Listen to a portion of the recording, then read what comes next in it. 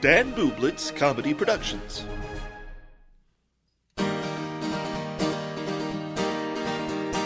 My friend Dan, he's got a podcast, 'cause all comics need a podcast, and nobody had a podcast called The Art of Bombing. So Dan went out and bought a tape deck. Who knows why he bought a tape deck? Podcasts don't get played on tape decks, but Dan is from the 80s. So hey there, all you funny jerks, come talk to Dan about your work.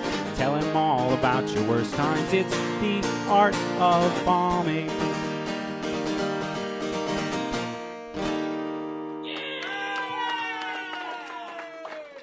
Welcome to an all-new episode of The Art of Bombing presents Between Bombs Callbacks, where Josh and I call back the most recent episode. And in this week's rendition of Callbacks, we are calling back episode 287 with Lisa Lane. Wow. That's what right. An episode.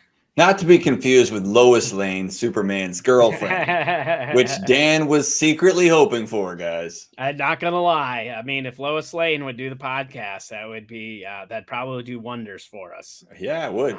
That would now definitely increase our numbers on this podcast. Not that Lisa Lane is any slouch. I thought she had a really great episode. I liked the dialogue. Yeah, it was start to finish. There's just pearls, man. Like, yeah, she wears them, she drops them. Yeah, man. I gotta say though, before we start talking about that episode, I didn't we didn't plan this today, but there's a lot of blue happening today. We've got our blue background, which is just our standard Art of Bombing background. Mm-hmm. You're wearing a blue shirt. I'm wearing a blue shirt. You got a blue wall background. Very blue today. Yeah, that's right, fuckers. It's a blue show. It's a blue show. So all get right. ready. You're gonna get us kicked off YouTube for language. You're gonna get us flagged. Flag. You flag. I don't think they flag anything on YouTube, do they? Unless I don't know. I don't know what they do, but I don't know. I've seen some worse stuff on YouTube than what people just saw. I'm sure. Well, I mean, are you sure though that they've seen something worse than these two mugs? Good question. Because now you can see them because we're releasing these as videos. Here's what I'm worried about. People haven't actually listened to the show. Maybe we ought to give them a second time. We probably should. That's a good idea. Why don't we do that? All right. Well, go listen to the episode. Okay, we'll wait. Okay. And we're back. We're back. I hope you enjoyed that episode. Yes. If there was a YouTube ad that sort of like creeped in there because you had it paused for a while, sorry about that. Yeah, I went back and listened to the episode again just so I could be prepared for this episode of Callbacks. Yeah. It's a pretty solid episode. It's like an hour plus. So it is. And we probably could have kept talking, but I try to keep them like, I don't want to limit the episodes, when people have good information, but I also don't want to make them too terribly long, because if you're anything like me, when you're listening to podcasts, you like to get through an episode like in one drive, you don't want to break it up. So that's why we try to keep these episodes down to about an hour, but sometimes we just don't make it. And that's okay, because we get good content out of it. I had to fix my hat there. It's all crooked. Yeah, it was. I didn't want to say anything because, I didn't want to throw you off. You've been on such a good roll lately, Dan, on just like not having to stop and do another take. Like, we've been really, really solid. I know. When I'm not going to do another take, I just was like, oh, you know what? People are going to see me adjusting the hat. I just need to address the elephant in the room. Wow. And that's what I was doing. But yeah, back to the elephant in the room. We're doing pretty good. So topics for today. Yeah. Right? Starting off, something that jumped out to me on this show was the banter about starting comedy later in life. Yeah. And for Lisa, I'm not sure what age she was when she started comedy. She's definitely experienced. But you and I both started when we were in our 30s. Yeah, that's correct. I started when I was 31. Yeah, I started at 36, almost 37. So wow. I was almost 32. So, Okay. Did you start a month before your birthday? Because that's what I did. My first open mic was I was born in January, so I think I rolled up to my open mic on like January 15th or something like that. Of that, Oh, so you were like within few weeks weeks of away. your birthday. Okay, Yeah. I did my first open mic about a month before my birthday. Yeah. But yeah, 31 years of young. And here's some perspective for you. I'll tell you a quick story about starting comedy later in life. There's a local comic. Just to protect his privacy, I won't say his name. I'm also not 100% sure he's still alive, so I just want to leave a little mystery in there in case he is. Now everybody stop listening. They're Googling possible dead comedians. They're gonna find a lot of possible dead comedians, so I'm not worried about tipping anybody off. So this guy, I'm in a, I don't know, man. I'm in a, it's open mic's about to start. We're all kind of hanging out, and I'm complaining outwardly to these younger, mid-20s comics, like, man, you guys have so much time. Like, I started when I was 37, man. I would just kill. And like, he turns around and he's like, shut up. I am 30 years older than you, and I just started. Like, and he was in it long enough to kind of get it and understand what he was missing out on by not having started it younger, meaning like he wasn't in that phase where you're new and you think you're great. Like, he was in it long enough to go, man, this stuff takes time to get good at. And I would be amazing if I would have started sooner. And he was just frustrated with me because I was complaining about starting comedy at a point in life where he would give his left arm to start, right? Yeah. So I think it all comes with a little perspective. It does come with a little perspective. I also think, and I know we've talked about it on the podcast with other, with guests and things, it has come up before, and we're just kind of drilling down a little deeper. But I think when you start, at an older or, later in life, not older necessarily, but just later in life, you have more experiences to draw from. Yeah. And I think it helps expedite your writing process and developing material. I mean, sure, you still have to go do the open mics and do the things, and that seems like a long process, but I feel like I developed my material a lot quicker because I had material to kind of pull from. I had life experience, where when you start, fresh out of high school, sure, if I started fresh out of high school and I was still doing comedy now, I'd probably be doing huge things. There's a good chance that I'd be doing huge things now. Yeah. Not necessarily, but it would have taken me that long to get there, because it's a long game. Yeah. But a lot of that is developing that material. And when you don't have life experience to draw from, you just don't have. Yeah. And it's hard to be relatable because what your life is as an 18-year-old male isn't necessarily going to be relatable to a lot of general comedy audiences. Whereas when you're a 31 to 37-year-old male, your experiences are probably going to be a little more relatable to those general audiences. Yeah. I was listening to a podcast once. Was it The Art of Bombing? Because this is the only podcast. I've listened to every episode of this show. It's the only comedy podcast. Last 2 years. But I don't know. Somebody went out on a only because you have to. It's because I dig it, baby. Now, somebody just went out on a crazy limb and did a one-off comedy podcast. Oh, okay. Somebody else was playing and I couldn't turn it off. I'm gonna have to find them and send them a cease and desist. That's right.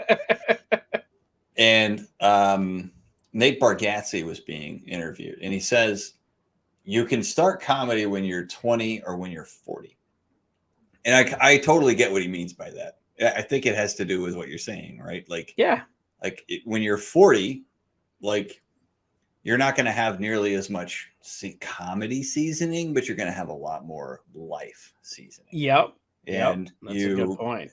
You have sometimes, depending on what you're good at, you have a shorter time to not have to live through a lot of the ups and downs. Like you can afford not to live in your car because you've done something else with your life up to that point. Yeah, And hopefully. and that's one of the points that he makes. But yeah. like when you're 20, like you've got your whole life in front of you, and you can grow up in the clubs and really learn about things. And but at the same time, to your point, not as much to draw from, and you yourself are figuring out who you are, and you abandon ship so many times on your voice or your look or what you're trying to do. And so it's interesting. Yeah. Now, I'd like to point out, should we be taking comedy advice from somebody like Nate Bargatze? Is he even a good comedian? No, like, what if I was serious about that? Like, I'm just throwing shade, and then we start a feud with Nate Bargatze. Yeah, that gets sound clipped. He doesn't seem like a shut up kind of guy. You know, I think he's pretty. He comes off pretty laid back. Yeah. That'd just be funny if that's what happened. I just like started a feud with Nate Bargatze by making a joke, and somebody clipped just that. Me saying that. Is he a good comedian? Should we be taking? Well, but you do have a good advice. You do have a good point in that, like, and we've talked about this on the show before. A lot of famous comedians who've made it aren't doing what most comedians do, and they aren't necessarily good examples to follow for stuff. Mm-hmm. I think his advice in this case is relevant. Oh, but absolutely. In the same, like, in this, I don't know if it was the same episode or maybe I was listening to something else that he was on, but I think it was him who also said, like, I miss being able to go into a room and nobody knows who I am. And I know I'm going to crush, and I walk up and I do it. And now I don't have that element of surprise anymore. And I kind of, that gave some perspective to me as a comic who no one knows about. And I go into a room. Do you crush every time? I don't crush every time. Oh, but when I do, like, people are like people don't know what's coming. Mm-hmm. Right? Like, they're like, oh, Josh Shirley's coming up here. I'm going to throw down and I'm going to destroy. And I walk up with some confidence. And, sometimes when it does happen, people are like it feels really good to have that ability. Mm-hmm. And you kind of lose that when you get famous and everybody already kind of expects everything. And you don't really know if your comedy is as good as it was, because it doesn't need to be anymore. Oh, that's a very good point. Because when you get to a certain level, people just come to see you because they just want to see you, and they don't even care if your material's good or not. They're still going to enjoy it because they're not necessarily a fan of your comedy now. They're a fan of you. Yeah. And that's a good perspective. And going into that, talking a little more on that confidence, or I think that's something with age too. When you're people who start later have a little more confidence, because you get to that point where you start realizing there's nothing, not to be all gloom and doom, but there's nothing left to fear, in a sense. There's like, you see, life in a different perspective as you get older, and you're like, oh, well, there ain't anything worse than living life, so why not just go do this thing? It can't get any worse than it already is. Yeah, that's a good point. But go ahead.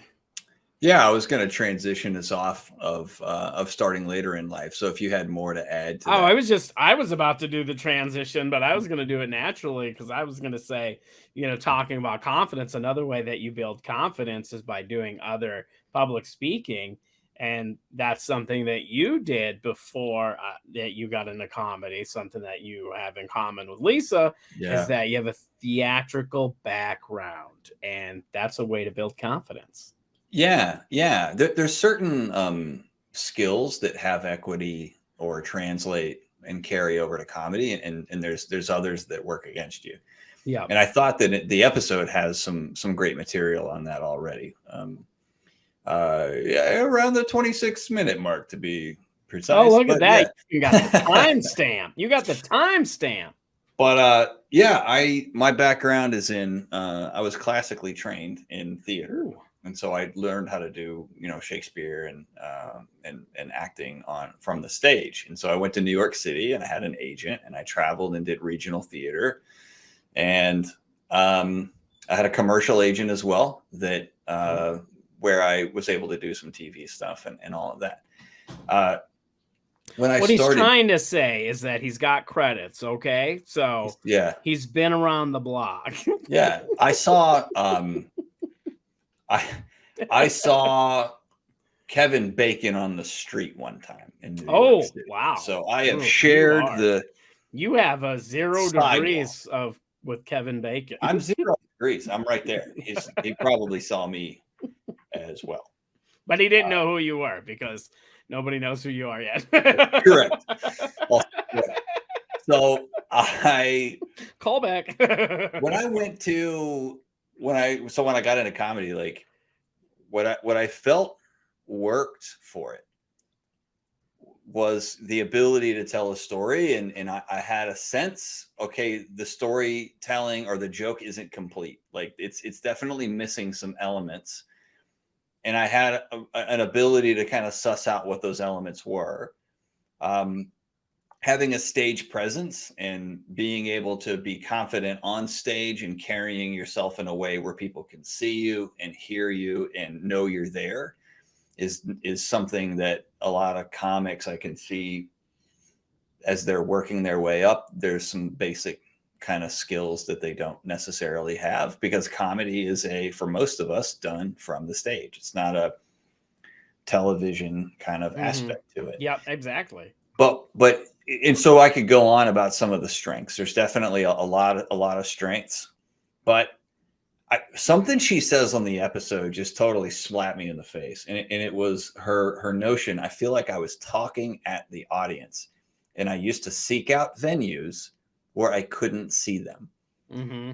And I totally resonate with that. Like I used to get up, and even when I knew how to write a joke, which is not a translatable thing from your theater or acting background, like the ability to write comedy, not already going to be in the bag if you're from the theater world, right? So what happens to theater people, and you can catch them at open mics, they do monologues that they've written that they think are like a character. Well, and that's, I was just going to ask you, because I asked Lisa about this too, because one observation that I've made seeing people who come from theater or improv backgrounds go into stand-up is that it seems more like they're acting like a comedian versus being a comedian.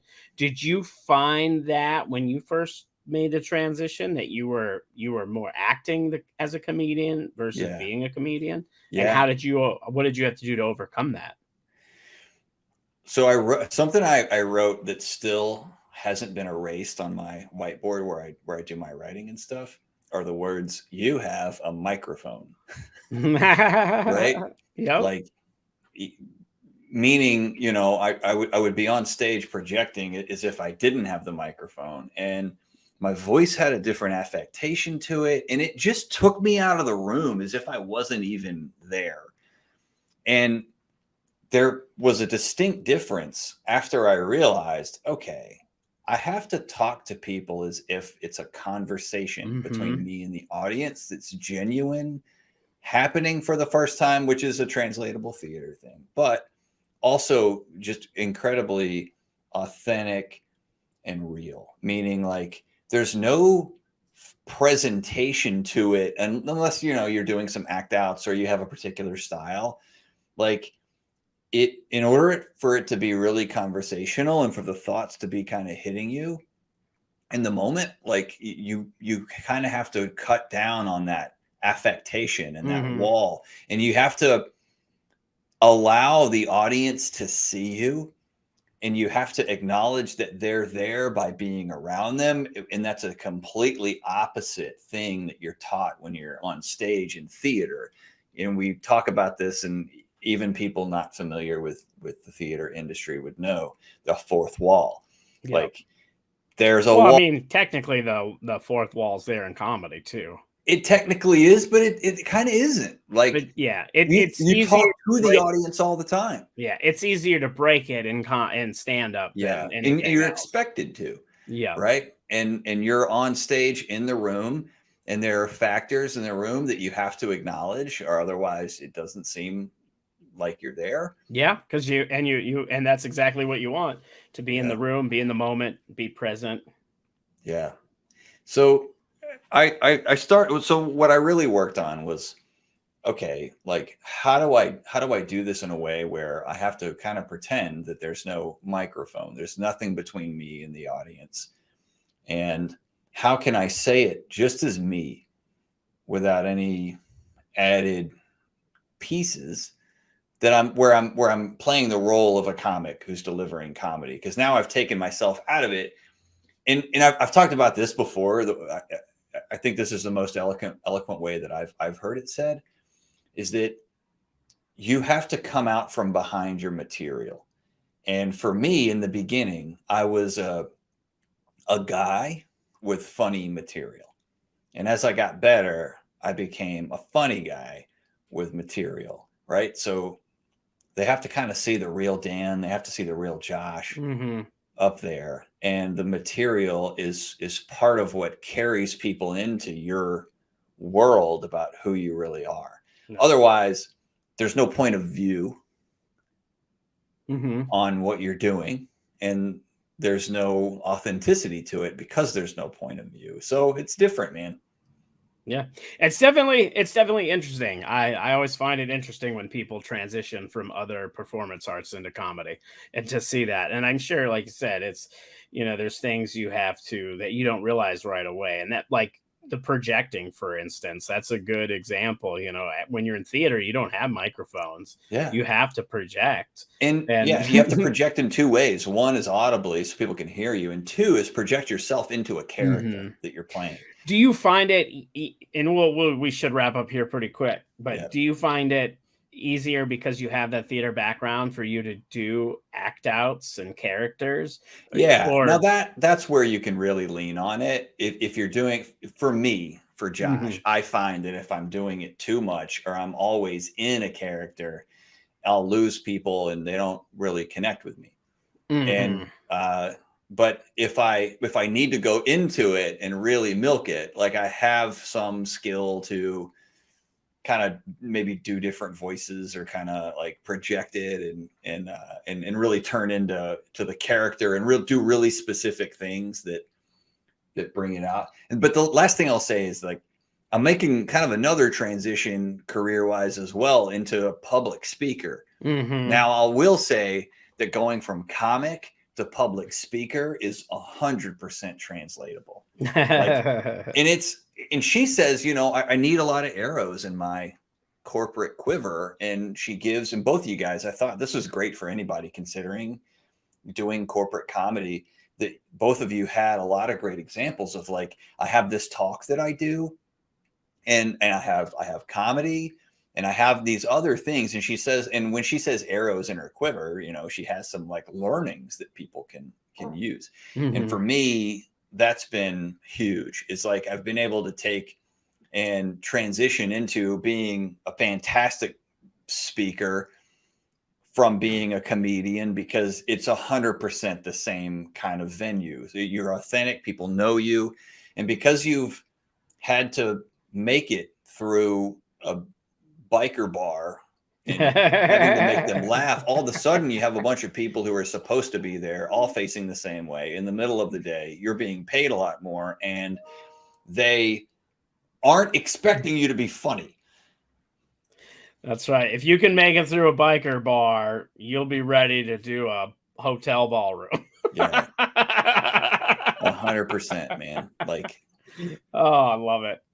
I love it. All right. Well, I think that's going to do it. That we got into some deep topics here. And like I said, we want to keep these Between Bombs episodes, short, because they're the little bonus episodes. That's right. Kickstart your weekend. So we're going to start wrapping up. I do want to just mention, if you're listening to this on the day that it comes out, I will be in Greensboro, North Carolina, at the North Carolina Comedy Festival, September 8th and 9th, Saturday, Sunday. That's tomorrow, or Friday, Saturday. Sorry. That's tomorrow and Saturday. If you're listening to this when it comes out, if you're listening to this after it comes out, I may have already been at the at the North Carolina Comedy Festival, and I'm sure it went well.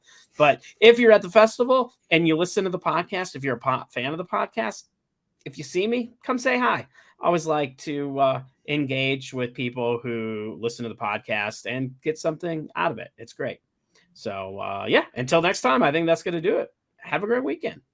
Bye, everybody. This has been a Dan Bublitz comedy production. Raw.